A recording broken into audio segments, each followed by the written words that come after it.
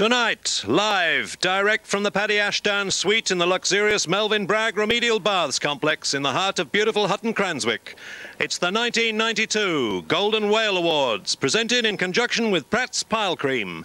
Ladies and gentlemen, here is your host for this evening, James Whale.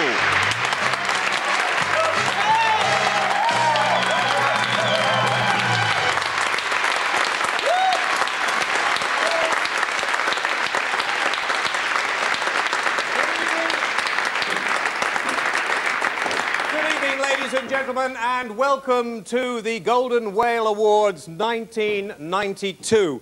It seemed to us in the office this week that another 3 days have gone past without any award ceremony on television. We think, in fact, that's what the public wants. They would like to see an award ceremony probably 7 nights a week. And maybe Wogan could perhaps go into that sort of genre a little later on. But we bring you the very best of the awards programmes tonight. And one of the things we want you to do as well when you phone in, and we will put the phone number up on the screen now, there it is, 0532 46 1000.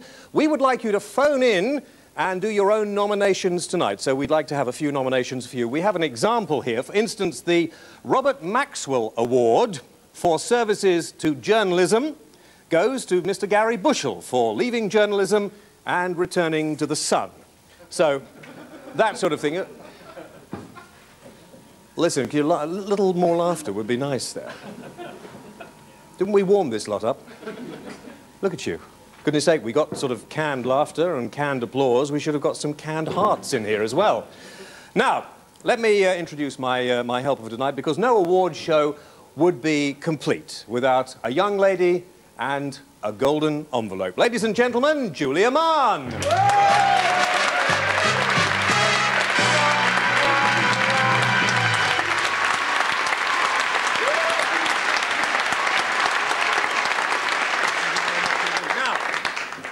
Julia, of course, is probably better known to those of you who have satellite television as the presenter of the boxing on a certain satellite channel. But tonight she's agreed to help us. Thank you very much indeed. She will be reading out the nominations and the awards for us. Don't forget the phone number again if you'd like to make a nomination for an award. The number 0532 46 1000. And I think we will continue now, all right? Okay. Okay. No award ceremony either would be complete without entertainment. And we have probably the best entertainment. I've wanted to get this gentleman on a show for years. A man who is a musical legend, and a man you're going to be seeing again also later on in the programme. Now, you could say, well, you've got the Beatles and the Rolling Stones, Eric Clapton, who's playing not far from here tonight, but also in the world of music, this is a man that makes the hair on the back of your neck stand up. Ladies and gentlemen, welcome and enjoy Mr. Edwin Starr!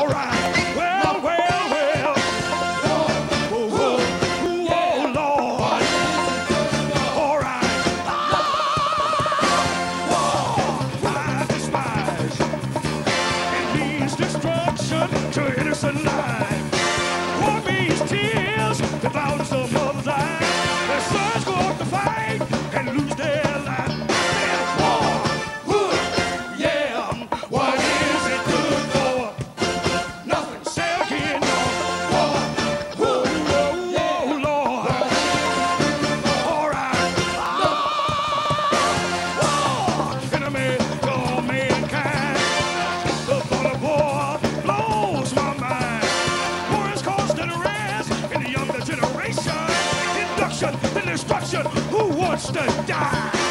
War, good, yeah. What is it good for? Well, well, well. War, good, yeah. Lord. All right.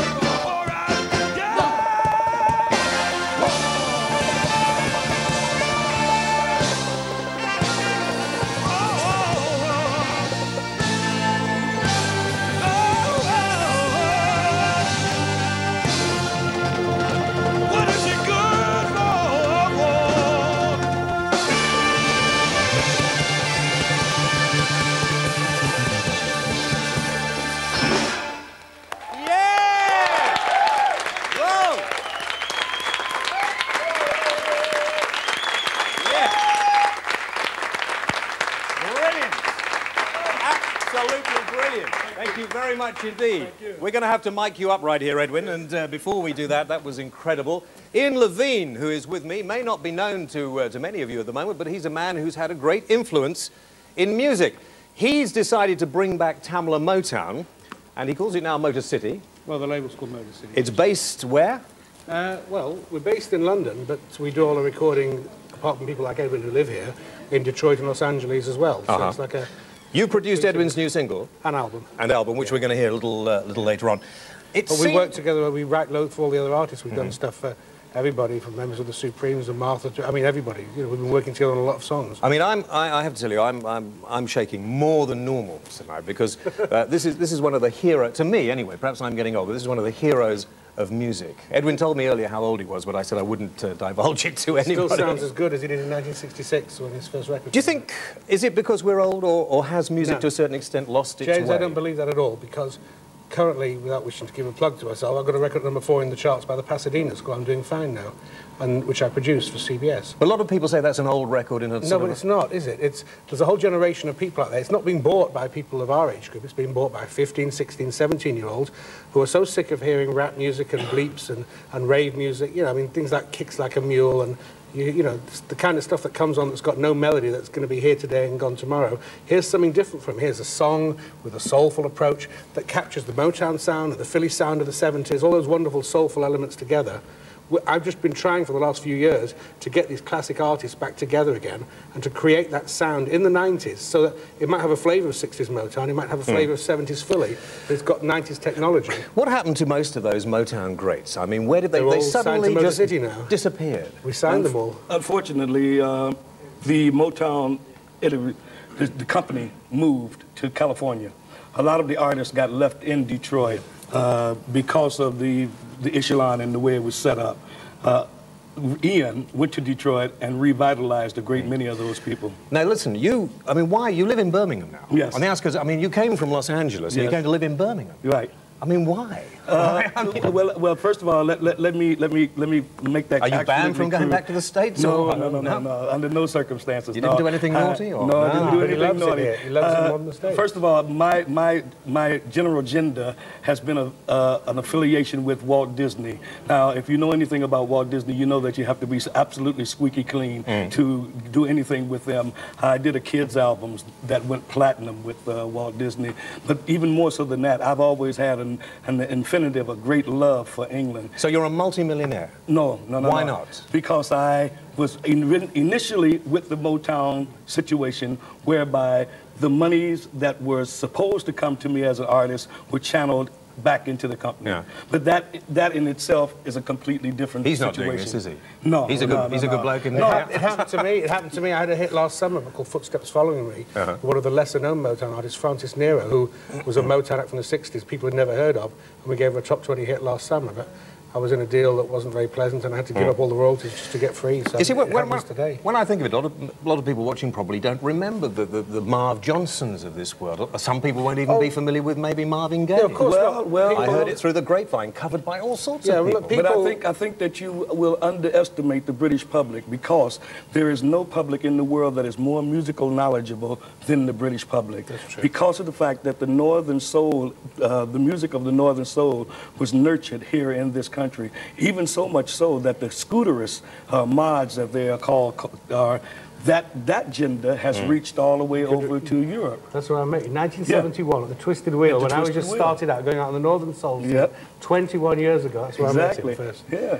I can't. You see, I find it very difficult to understand this, because also Jimmy Ruffin lives in this country. I produced him as well. And Jimmy Ruffin is going around doing the clubs as you do, and you've been doing for 20-odd years since you left Motown. Yes. I can't understand why you're not hugely successful in a huge mansion somewhere. We are hugely successful with people who care about us as artists. Why have you never had a big record company take you up? I'm with WEA, East West Records out of Germany. But East West Records in England is a rock company. So they don't take on what is called soul artists. They only take on young rock acts, okay? What do you think of music today? Let me ask you this question. What do you think of music today? Do you think we get bands? I can't remember the bands over the last few weeks we've had on this show. A lot of bands seem very similar. They seem to stand up there. They look pissed off as well. I mean, they don't seem to be enjoying the music. Your band, well, and they're all young musicians. Exactly. And that's what keeps me young. Yeah. Those musicians right there. That's what keeps me feeling good. And, Looking at the field of dance I music more, it's groups like Prodigy and Kicks Like a Mule that I think are training people of 16, 17 years old to go away from melodies, and I think we have to try and bring that back. And you're talking about, Edwin's been more lucky than most of the former Motown artists, because when he left Motown, he had 2 multi-million sellers with Contact and Happy Radio in the late 70s, which everybody remembers. A lot of these other acts, like Martha and the Vandellas, the Supremes, the Contours, the Miracles, Marv Johnson, have had no hits at all since leaving Motown, or in the case of the Supremes, have been tied up since 1977 in lawsuits that stopped them using the name. And it took us 4 years to get the name filed so they can... Gene Terrell, who replaced Diana Ross, can use the name and stuff. This is terrible. As far as I'm concerned tonight, the award for Best Music goes on this programme to Edwin Starr and some of the greats of music. But we must move on. We'll talk more a little bit later on. Time now for our first award. And over the stage there, ready to announce it, I think, is Julia.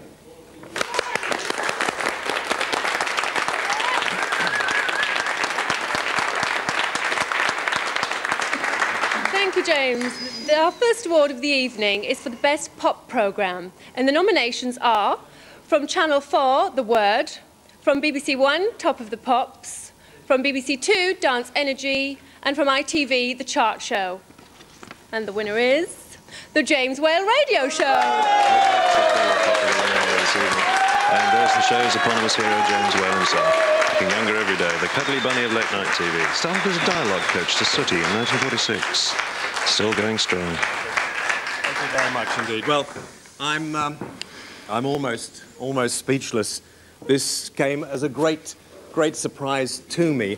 I don't like long speeches, and I don't like people who rabbit on, and I've got very little to say. But I would like to thank just a few people who have made my meteoric rise to stardom possible. The Red Arrows. I'd like to thank them particularly. I'd like to thank Polyfiller for the makeup, British Rail Catering. I'd like to thank the cast of Prisoner Cell Block H. The Broadcasting Complaints Council, I think, deserve a special mention here this evening. The staff at the clinic and the staff at the other clinic. Mike Pearson, one of our producers who couldn't make it tonight, or last night for that matter, and the camera crew on Thunderbirds, the stunt crew on Rainbow, the log in Twin Peaks was very helpful to my career. Her Majesty the Queen Mother, Nelson Mandela for the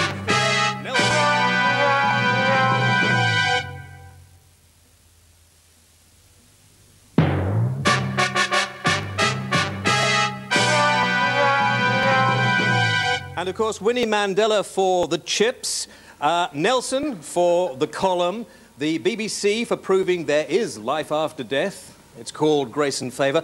Neil Kinnock for all the laughs.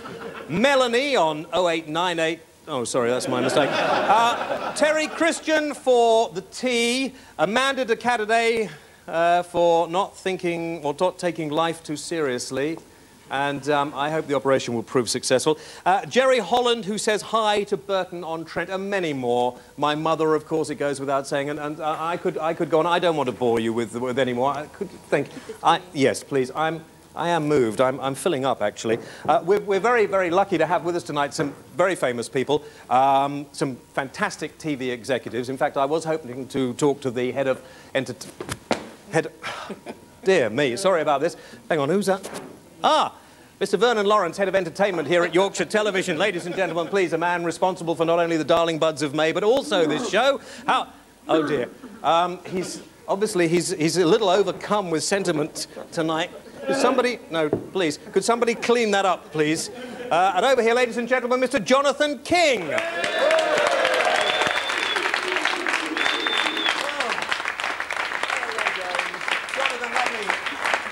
It's actually wonderful to attend a really, truly professional awards show. I'm so glad you enjoyed, Jonathan. I know you're busy with a little awards ceremony of your own. Yes, we've got the Brits 1992 coming up on Wednesday. 7:30 to 9 o'clock. I brought you a special T-shirt here. British music rules the airwaves. You know, we had a little... With the exception of Edwin Starr, it says underneath. It's a shame. We had a little guess, really, that you wouldn't plug anything tonight, but no, I was wrong. And I didn't put money on it, James. no, I didn't. I was quite clever. We hadn't got an invitation to the Brits here at this programme. I shall organise that. We were very upset. Fast that it's Ferret's fault. Is it Ferret's fault? Yes, it's Ferret's fault. Ferret's fault. OK, well, Ferret, just watch it, please, OK? What do you think of Edwin Starr? I mean, he was brilliant. He was always brilliant. He's made great records. He was superb. The band sounds fabulous tonight. I don't know how it sounds out there in television land. Better than it sounds in here. In the award place, it sounds marvellous. Good, good. Let's hear it for the sound. Excellent. I think that's... And it's great to meet Ian Levine for the first time. You've never met him? No, I never haven't. He's a hugely successful producer, not nearly as successful as I was in the 70s, but working on it. Do you think... has music got very stale or not? Or is it just that we are getting on in years? I think we are getting on in years. I myself now are 74. Yeah. And I look it. I'm not saying... No, I'm not saying... Seriously. I wrote something here, Jonathan, but I'm not going to say that. No. I do think we are getting older, and whilst I agree with what Ian was saying, and there's great things to be found in some of the good musical styles of the past, I quite approve of some of the new sounds as well. I like some of the metal and the thrash. I like some of the hardcore stuff, and I think some of it's very good indeed. So I'd like to think it's all blending together. The nicest thing of all, I think, about the new kids today is that their tastes are crossing all boundaries, and you will find a rock fan who will love Edwin Starr. You know, and in our youth, you used to be either into soul or rock or whatever. But I actually believe that soul music is a sort of feeling that you can have a heavy metal band. A few months ago, we had the Little Angels on, a new heavy metal band, brilliant band, and they have soul. Well, absolutely. I mean, Elton John has topped the American soul charts many, many times. George Michael topped the American soul charts. Why, I don't quite know, but he did. But it's quite nice to see different artists topping the charts all over the place. Earlier this evening on another channel, I saw Aretha Franklin doing It's in His Kiss in 1954 in black and white. It was magic. Just a minute, I've got a Mr. Terry Christian from Channel 4's The Word on the line because Terry didn't win the Best Pop programme and he's a little upset. Terry, hello. Hello, Terry. I just had to phone you up and say, you know, what do you think you're playing at, giving the Best Music Show award to yourself? Like, I mean, I'd set me heart on getting that award, James, you know. Terry, I am sorry. Terry actually used to make my tea on a radio station in Derby many years. I know. Hey, James, all them cups of tea what I made for you, they made you the man you are today, you know what I mean? How can you know, not let me have the award then? You Terry, don't know what you've done I mean, mate. It came, as you can imagine, Terry, as a great surprise to me. I really didn't even know that I was up for this particular Golden Whale Award. But look, Terry, I think you've made terrific leaps forward in pushing the bounds of broadcasting on. Don't you? Oh, absolutely. Yeah. I think we should send him a gold-plated copy of Q magazine this month. It's a special award. Really? Yes, if you read it, you'll understand why I've said that. Well, we'll get that, and we'll send that to you, Terry. And I think also for probably the most interesting use of makeup as well, because, Terry, if my memory serves me correctly, you must be about 33 now. Well, and he doesn't look bad for that, does he? He looks absolutely fabulous. Actually, James. Was it? Sorry? You can cut that in half, actually, that age. No, Terry, come on. You were about 23 when we worked together about 10 years ago, for goodness sake. Anyway, Terry, we'll try and find something for you, OK? Well, goodbye, Terry. Thank you. That's enough, Terry. Thank you very much. Terry Christian, ladies and gentlemen.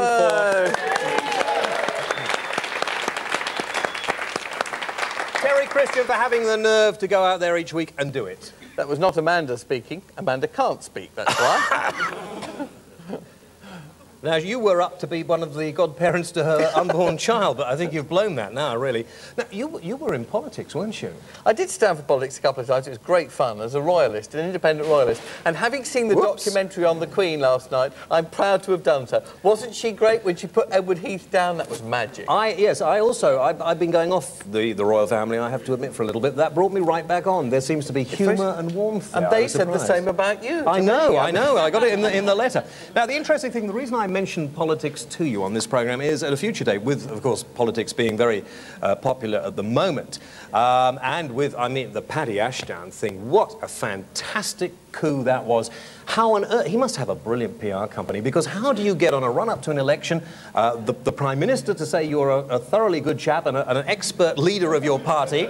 You also get the Leader of the Opposition to say that as well. I mean, that is brilliant. So if only he'd had an affair with a Marine, he'd be elected Prime Minister. Well, I don't actually think he had an affair at all. I think if you know the similarity between the lady and his wife, I think it was just swapping of a wig, just for the whole hype of the story. So I don't believe he had an affair at all. This is all humour, please, Lord Chamberlain, if you're listening.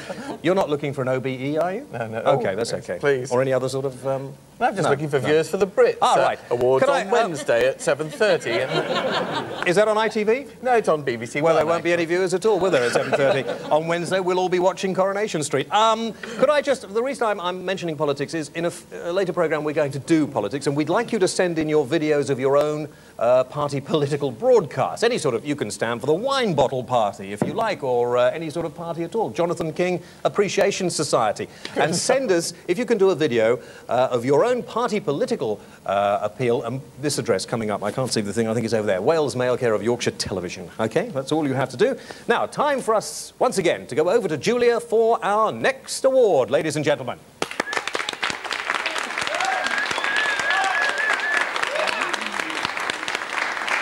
Thank you. The nominations for the Best Soap Opera are Coronation Street, Neighbours, EastEnders and Emmerdale Farm. And the winner is the James Whale Radio Show. Well, the Darling Buds of May was well tipped for this one, but the grand old man in British broadcasting has done it again, and doesn't he look pleased? Oh, isn't that nice? Isn't that a lovely affection there from Jonathan King. 46 years in the business, man and horse. Here he is, the Peter Pan of the Complan circuit. I don't know what to say. I just don't know what to say. Thank you all so very, very much indeed. Thank you.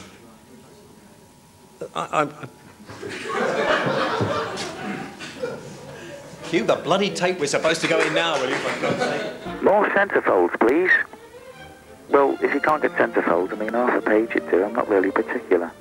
The Chippendales, the men from Adonis, they all take their tops off. Did the LA centrefolds take their tops off? They didn't. That's sexism, James. Let's have some equality. My little Patsy, he says you're a very, very nice man, but, you know, my doggy, he says you're a very, very nice man as well. So I'd like to see more of some, you know, he's had sort of like groups of people on discussing different subjects, you know, where it's been quite serious. And I'd like to see a few more of them. Because I think it's as good as the Donahue ship. I don't know if it's supposed to be the same as the Donahue ship, but it's as good as. I'd like to see like a little bit more serious stuff. As I saw last week, you're getting a bit active with the old button, the cut-off button. This is what we like to see, James, lots of cutting off. Right, this is what the James Whale Radio Show is all about. My pussycat, he says you're a very, very nice man, and I'd just like to say you're a very, very nice man. Call box. 0898 426 1000. Call box. OK, welcome back, and lovely to... I am so moved. I mean, Claire King from Emmerdale Farm is here with me, of course, who plays Kim. And, I mean, I really thought you were going to get... I'm sorry. I was moved also, James. Yes, I noticed that. But by the sound man. Did you get your microphone on, by the way? I was Yes, thank you. Because you're not wearing an awful lot to put the sort of microphone in, are you, No, really? no, I have nowhere to put it. Yes. So to speak. Claire, who is related to Jonathan, and we'll talk about that, it has something to do with a past meeting some many years ago, plays, of course, as you know, Frank... what's his other name? Tate. Tate, that's it, yes, Frank Tate's young wife. And, of course, he has a low sperm count, I suppose, as far as... Very low, yeah. Is it improving or not? We're practising, but one doesn't know. No. Because, I mean, you have been involved in... Don't look at me like that. You've been involved in music as well, Claire. Thinking, haven't you really? I have. Yes. Loosely, wishful yes. thinking about what, by the way? What was the wishful thinking about? Carry on, carry on. You used to be a punk singer, was that right? I was indeed, yes. Here in Leeds. You were, weren't you? Yeah. And you used to sing with? To be continued. To be continued. Because I thought maybe a little later on, if Edwin, you know, we get you up there doing a bit. Oh, singing a little. Singing a little. Do you enjoy soul music? I do indeed, do? yes. Yeah. I'm more of a rock fan. I'd heard this. Yeah. I am. I do have, I do agree with Jonathan on his musical tastes. American rock music, Guns N' Roses, Bon Jovi, that sort of thing. Donington, you know. Of course, of course. Lots of fast cars, motorcycles and leather. Can I just say hello to What? the boys in Zodiac Mindwarp? Why? Because they're on tour tonight and they're watching the show. They are. Are they? Are you? You're not. You're with them, are you? Or should you be with them? Not now. No. Now, I've heard you're quite into horses as well, Claire. I mean, we often see it. Please, I mean, you know, just a little bit of conversation here. I don't think we want to go too much on like what chit-chat. Yeah, chit-chat, you see. Have a glass of wine. Thank you. Horses, you do like horses still? I do indeed. And you ride a lot? I ride a lot. Yes, no, yes, yeah. Because I've seen, that's a little nervous laughter coming from some of these people in this rather salubrious restaurant Very here. tittering around. You ride quite a lot on the television now, too. I do, yes. Yeah. Yes, on horses on the television. On horses on the television. And I've seen you, I mean, funnily enough, you know, frequent different restaurants around. I've seen you in places. We have bumped into each other. Yes, yes. And you often seem to be with jockeys, and you seem to mix with quite a lot of small men. I just Really? noticed. Yeah. Yeah. Oh, caught out. What but can perhaps I we say? could talk about that a little later. Perhaps I should win an award and I would be stumped for words. Well, no. I think you've done admirably well. We'll talk in a few minutes. Just stay here for a few moments. We'll talk to Tina from Chester. Hello, Tina. Hi. Hi, Tina. Now, you have an award for me. Yes, it's the most deserving free liposuction award for Russell Grant. Oh, yes. Now, the free liposuction for Russell Grant. Yes. He's lovely. Yeah. Yes, I'm sorry, Russell. I don't agree with that at all. He's such a charming, nice man, as you can see on the television. But yes, Tina, round of applause for Tina. Oh, yes. OK, let's take another call. Craig, who's in Manchester. Hello, Craig. Hello, James. Yes, Craig. I'd like to award Annika Rice for having the most slappable arse on the telly. Yes. Well, what are you laughing at, King? A few horses might go down. Yes, well, I think that, you know, there's no need to be personal, Craig, but it's nice to see you getting into the spirit of things as well. It's another award you should have got, really. It is, isn't it? Yeah. Do you want to jump on the table? What do you or not? reckon, Tony? Jules is in Manchester also. Jules, how are you? I'm fine, Jimmy. Good, how are okay, you? you're fine. Okay, your award? Yeah, my award is the James Whale Best Looking Award for Shane MacGowan, the lead singer of the Pogues. Yes, I can handle that, yes. And we tried to get him, funnily enough, on our programme we did on dentistry, but he wasn't available. Yes, that's a good one. Tim from Suffolk. What's happening in Suffolk tonight, Tim? Not a lot, James, I'm afraid. Oh, well, perhaps we'll send Claire down a little later. Oh, please. A lot of horses down there, aren't there? Don't. Yeah. I'm afraid you've been very hard on poor Terry, Mr. Christian. I think he should have an award. Well, we are going to send him that award, the Q magazine. I think he should have the very sad and articulate drivel award.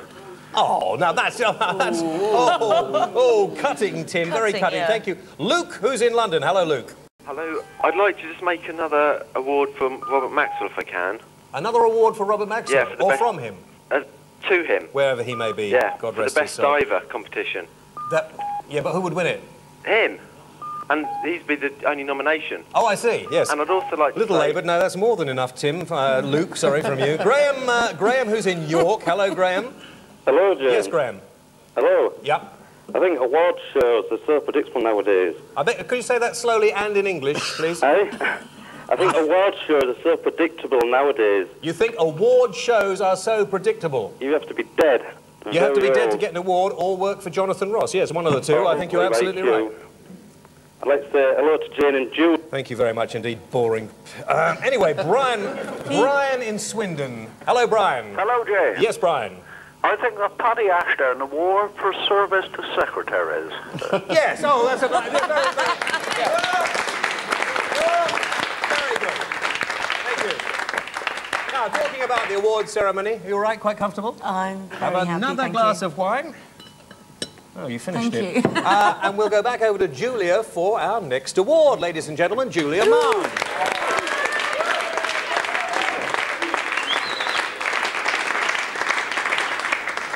Our next award is for the Best Film Director. First of all, we have Kevin Costner for Dances with Wolves, Oliver Stone for the very powerful JFK, James Cameron for Terminator 2, Judgment Day, and Woody Allen for yet another very boring Woody Allen film. And the winner is Fellini for the James Whale Radio Show. Well, controversy was rife here among the judges earlier, as this category is normally won by a professional director. But sadly, Fellini can never manage the steps at this time of night, so James again accepts the award on his behalf. Adoring fans getting him all the way to the podium. Well, this is for Fellini. Oh no, he'd only give you one. Thank you. I don't know what to say. Fellini, of course, who's in the control room tonight, who is there talking to me at this particular moment, and he would like to say a couple of words. Fellini, yes? You don't know what to say? No? You're totally, absolute.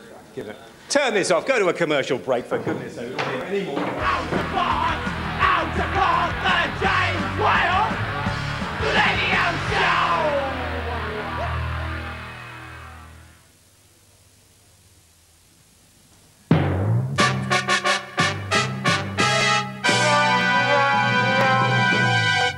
Yes, well, welcome back to the programme, and Fellini there, he's in tears, and we'll have a couple of drinks for him as well. This is going so well. I only wish on the Brits we had the same person winning all the awards, because it would make life so easy, and especially if they were as professional, slick and good-looking as you are, James. It's so silly. I can't understand why you and I don't get it Best Dressed Man more regularly. And the Gary Bushell TV Personality of the Decade Award and all these awards.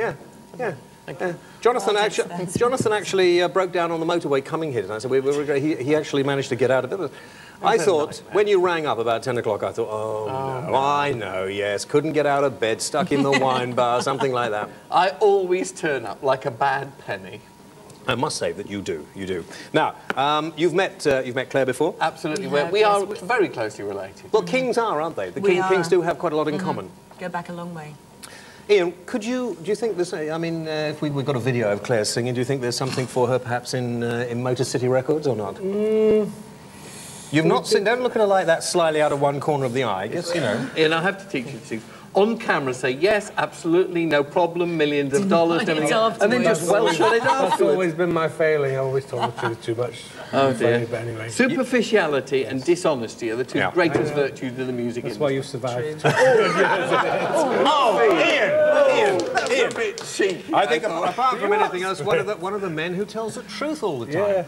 Now, you've had a hard time from the other record companies, haven't you? Really? I've had a rough time keeping Motor City going, to be honest. I mean, it cost £1.5 million by the time we finished, and had to raise finance from the banks or wherever I could. And it's been a struggle. Now we're starting to see, you know, a great sunshine future on the horizon, but it was a real struggle. I mean, there's been a hardcore of fans that have supported and bought every record we've done, but thankfully it's really crossing over, and I'm very grateful for that.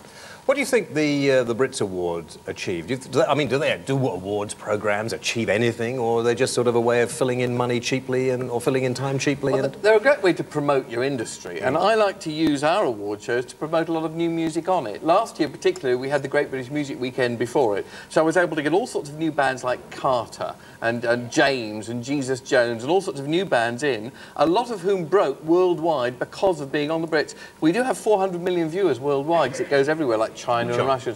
So I use it as an excuse, actually. I think the actual awards are not that important. I really don't. Yeah. So you don't really get as many viewers as we do, but that's you get 400 million an hour, James. Well, of course. Can I just say one thing to answer something Jonathan said earlier? I wasn't saying that people should only like one type of music or anything. I was only saying that it's sad that the kind of melodic music we've been doing, the sort of Philly Motown in style, has been neglected. I mean, there's been no neglect to rock or rave or hip-hop or anything else. It's just that one form of music has been neglected, and I think it needed someone to champion it. What happened to all the old soul music? You remember the Stax label and people like Otis Redding and William Bell and Judy Clay. You can have my private number. Baby, baby, baby. What happened to all that sort of stuff? Well, I think they'd stay in our cherished records collections. Yeah, but that's what we were trying to do here. I mean, look, you know, we got the Supremes back together again. Have you? And just a quick, we got this guy. He was with Motown in the 80s, and he's over here. Yeah. Came to see the show tonight. Let's stand up there. Let's have a look at this gentleman. Thank you very much. I did a record. I did this with Billy Griffin. We also did the Pasadenas together, and I mean, we think that's going to be really the one. He's been writing a lot for other people, and Edwin's last single, and The Miracles. What we're going to do, I brought all these great things along. Martha Reeves and the Vandellas, Mary Wells, the Contours. We're going to have a contest. There's £250 worth of stuff here. We've got 20 assorted Motor City 12 inches, and we've got 15 assorted Motor City CDs, including Edwin's new album, which has got the title song on, which he's going to sing in a moment. We just sit back and let him do the commercial, really, because I think that's probably the best way to... Divas, Cream of the Crop, all this kind of stuff. Yeah. Actually, when I think about it, we're going to do this little... Don't preempt it now. Oh, am I going no, ahead? don't preempt it now. Just hold on there for a few minutes, because I want to talk to Claire a little about acting, because I know the next award is for best... actor. And we'll do that in a few moments. And who knows, Claire, maybe, I know you're probably one of the nominations. Next week's programme, a little word about next week's programme. We're talking about depression. And Jonathan can't make it next week, but unfortunately. But one of my special... One of my special guests is Spike Milligan, who had this to say about the show for next week.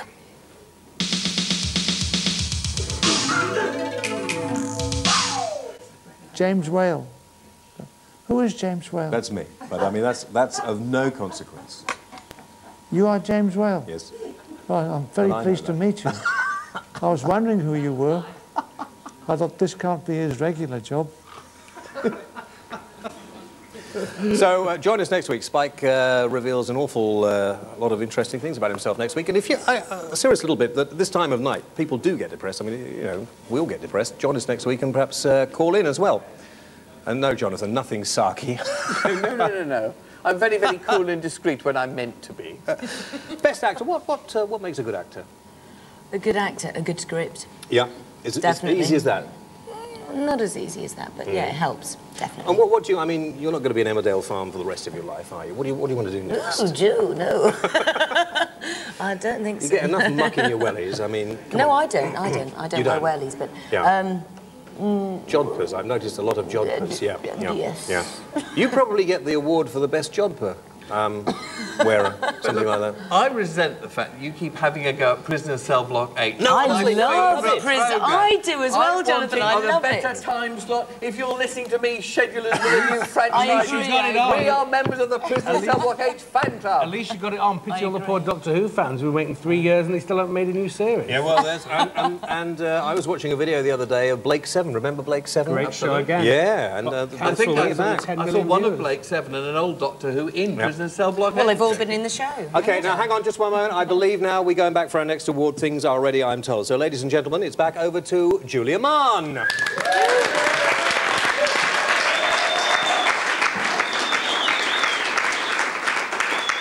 Our final award this evening is for Best Actor Ever in the Whole World. And the nominations are Arnold Schwarzenegger, Dustin Hoffman, Jeremy Beadle and James Whale. And the winner is Dustin Hoffman.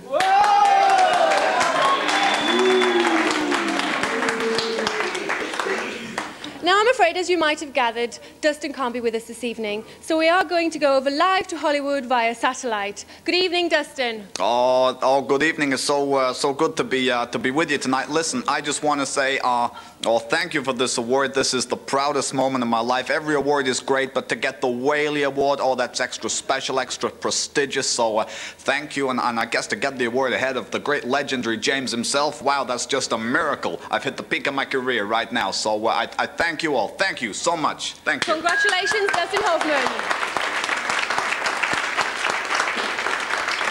And I apologise to everyone at home for losing the satellite link. It's just technology these days. We can't do much about it. Yeah, well, if it had been me that won the award, there'd have been none of that cock-up, would there, really? I mean, for goodness sake, how did he get that award? There's a mistake there. Thank you very much indeed, Julia. Ladies and gentlemen, for helping out so admirably tonight on the Golden Whale Awards for 1992, Julia Mann. Thank you very much indeed.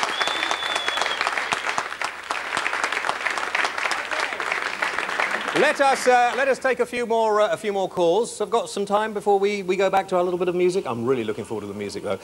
Johnny from Grantham. Oh, how's Margaret? Hello, Johnny. Hello. Hello. Cheer up. Speak up as well, can you? Excuse me. Put a little bit into it, OK? We don't want pillocks on it. Just put a little more into it, all right? I'd like to nominate Captain Pugwash. Hang on, just a minute. Take a deep breath when you're talking. It's no good I mean, there's no excuse. We can't see you, all right? Go for it. I mean, you know, little... Don't be such a slob. Go on. I would like to nominate Captain Pugwash, alias Simsky Seckleburns, for being the most level-headed drug taker on TV. Whoops. What? He didn't do it properly then, did he, really? He didn't. He failed miserably. And may that be a warning to you all. If you dabble with drugs, that is how you end up. You cannot talk. Okay. Robert from Londonderry. Hello, Robert. How are you? Not so bad. How's Good. yourself? Good. I'm very well, Robert. Good. What can we do for you? I'd like to nominate George Bush for having the best table manners while eating Chinese or Japanese food. Yes. That's better. I think that's a very good one. That's one of my favourites. Robert, thank you very much indeed, yes. I think Barbara was trying to actually suffocate him because she knew the Americans would never let Quayle be president, so she knew they'd go down, because she's brilliant. I mean, she'd be a great president. So she got this sort of white sort of thing and tried to suffocate him, but it didn't work. That's what I think happened. Well, I had heard that they were actually inviting somebody over, one of the Japanese representatives over to America, just to throw up at a banquet over there so they could all... That was it. Was that 3 minutes? Or 3 seconds? 3 seconds, we're knackered. OK. Kelsley from Manchester. Hello, Kelsley. Hello. Hi. We could fit in a few more calls if you bring them down as well. Yes, Kelsley. It's Kelsey. Is it Kelsa? Kelsey. Oh, K... Hang on, can we get in a bit close there? Is that how you spell it or not? K-E-L. K-E-L... S-E-Y. S-E-Y. Is that all right? Kelsey. Yeah, OK. Right. I'd like to... Sorry, go on. I'd like to ask James what award he feels he's most deserved of. I think probably the World Award for most brilliant for most brilliant humanitarianist and lover of jodhpurs, I think probably award would probably be quite good. Good. Try for the Nobel Peace Prize as well. And the Nobel Peace Prize, yes. What would you like to win if you could win an award? I would actually like never to win an award. I was once approached to say, would I do This Is Your Life? And I said, only if everyone who came on slagged me off alarmingly and were really vicious and nasty about me, because then it would be entertaining television. So I'd like to be the one person who never gets an award and never stands a hope of any kind of knighthood or anything else. I think you probably will get your way. Claire? Best baseball cap. Because Really? I have the same one as Jonathan has, and thank God I didn't wear it tonight. Well, I rather wish you hadn't worn it. Oh, The no. I was thinking of wearing the same dress tonight. You told me that earlier. I wonder if at first on television you could swap clothes while we're doing the TV's programme. going on. I mean, I don't mind. Do you mind? Now, the only problem is... Ian doesn't mind. It's just the microphone. You know, I come for a terrible time. We never get the microphone on. I'm going to do the competition now, OK, for all this music, £200 odd worth of music from Ian's record company, whilst Jonathan and Claire Kings swap clothes. OK, so you carry on. And Before I do, I just want to say that what people haven't realised the scale of it. We've actually signed up 108 different acts that were all with Motown. We've now recorded over 700 tracks. So that's quite something. OK, that's brilliant. I'm proud of that. But now, we'll do this before we get lost, or before... OK. For goodness sake, the pair of you, carry on. The question is... Oh, I should... hang on, just one moment. Hold on to me knob. Just a minute. Can I give a question? Because I gave the answer earlier, so I'm going to change the question. No, that's OK. That's OK. It doesn't matter at all. Last week's competition was, you may remember, Bert Kwok was playing around with my Nintendo Game Boy, and we gave that away. What was the job the character Mario, who features in the game, has? And, of course, he was a plumber. Patricia McCowan from Camberwell, London SE5 won that. Congratulations to you. This week's question to win all this music is... And Edwin's new album. And Edwin's new album and all this box of things here. Who is the... Thank you, yes. Who took over from Diana Ross as lead singer of the Supremes? Well, I can't remember. I remember. Well, that's her. Yes, that's her. She is. She's sitting there. She's sitting there. Can you see? It mentions her name. It mentions her name. And I thought she was Tammy's sister, but she isn't. No, that's the question. Not Tammy's sister. If people spotted it, that's good for them. Ring this number if you know who took over from Diana Ross as the lead singer to the Supremes. 0898 500 treble 1. 1969. That might even help them. 1969. Yeah. Yes, that was a very good year. We weren't born then, were we? No, we weren't born then. Can we talk to Ian from East Kilbride? Hello, Ian. Hi, how you doing? Very well, Ian. Your nomination is? I'd like to nominate British Telecom for the GITS Award. The Miserable GITS... For the Miserable Brits Award, British Telecom. Ah, yes. I probably do that, yes. Ray from Oxford. Yeah, hello, James. Yeah. I'd like to nominate Keith Chegwin for the most untalked about person. Oh, no, that is not fair. We're going to have Keith back on the programme the Nina fairly soon. Mishkoff Award, because he's about the only person she hasn't slagged off, James. Nina Mishkoff? She didn't slag him off, did she? No, you're right, yes. Yes, OK, you've got that out of your system. No, poor old Keith, he comes in for... He's had a hard time. I like Nina. I like everybody. I'm a friendly kind of fella. You didn't used to say that when you wrote for The Sun. Oh, no, Ian, that's nasty. Andrew from Manchester, one final one. Andrew. Hello. Yes. Hello, I was just going to talk about Jonathan King's hat. Good, fine. Thank you very much indeed for that very interesting comment, and that is where we leave you. Next week, the programme, my special guest, or one of them, is Spike Milligan, and we're talking about depression. We will be telling you who won all these records, but I'm not going to go on. Have a nice weekend. Thank you to Jonathan, thank you to Claire, thank you to Ian. This is the brand new single from the legendary Edwin Starr. It's called Where Is the Sound?